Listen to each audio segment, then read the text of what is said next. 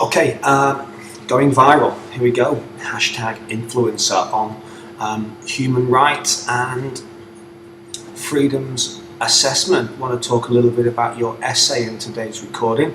We're calling it a 3-paragraph essay.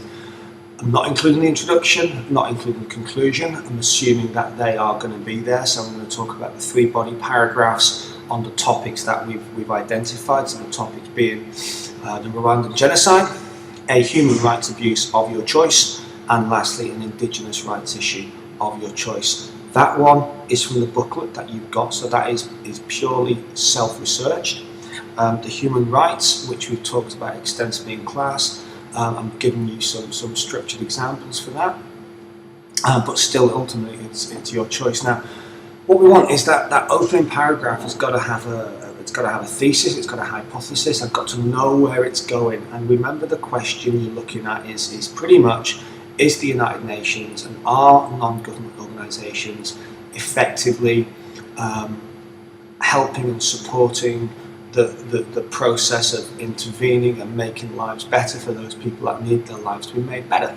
So that's what you're doing with your introduction. I want to see a kind of nut it out in what's going to follow. I want to see in miniature your answer to that overarching question.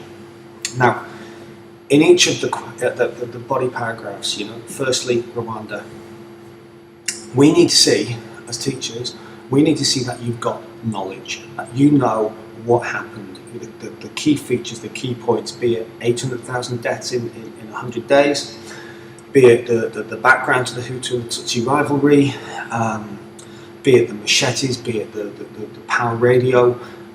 We need to know that you have acquired historical knowledge. So that's the first thing we need to see. We need to see analysis, right? We need to see why the United Nations was as good or not good, or as effective or ineffective as we have explained it was, right? What factors influence the effectiveness or otherwise of the UN? That is your analysis in this paragraph. So you are analysing what the UN's response was and why it was such.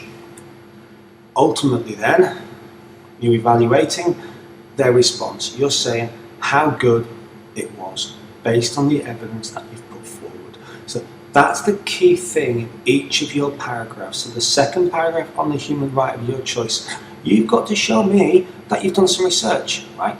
Be it kids who are working in a Bangladeshi factory, be it Pakistani kids who are stitching together footy balls, be it refugees who are trying to settle in a new country, or be it women and girls who are facing lack of educational choices like Malala.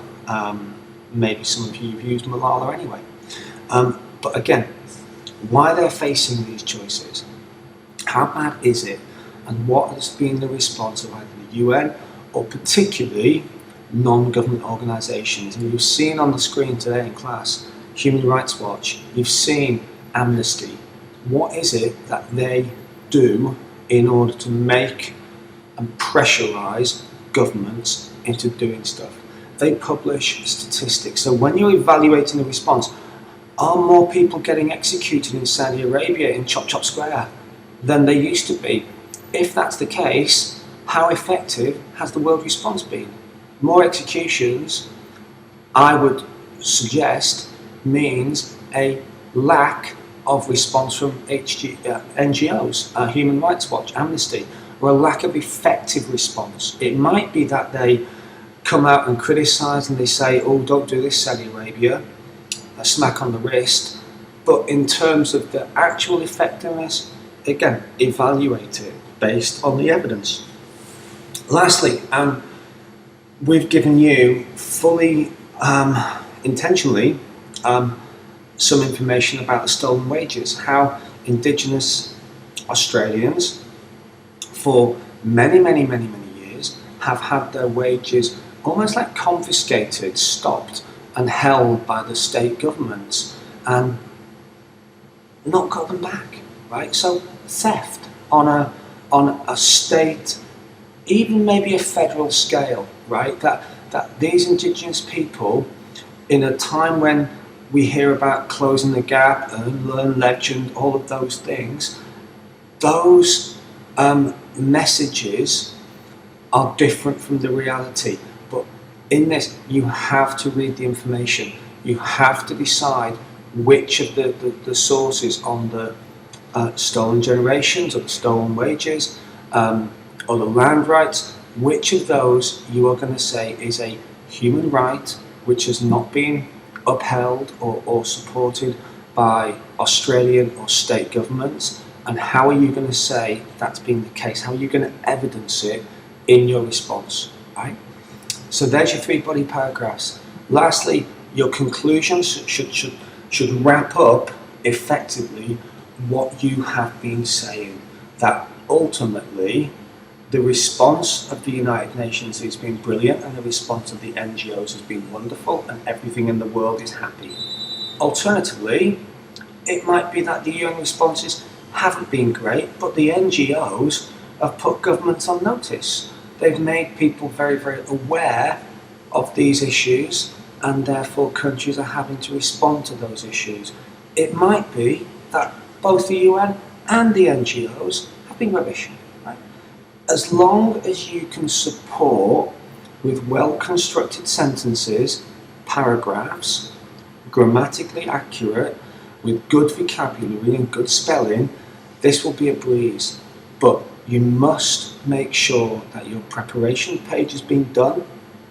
I'll put in the guide of around about 100 words for that, and any notes that you're going to use, you take into the exam, and they're well prepared and highlighted, so you know exactly what you're going to be writing about, because it's key that you know what you're going to say. Right? Don't get to the test and hope in that hour and a quarter it will all just fall into place. This is about preparation. Use this week in order to do your prep and make sure that when the exam rolls up, you're all set. Girls, good luck, and see you on the next.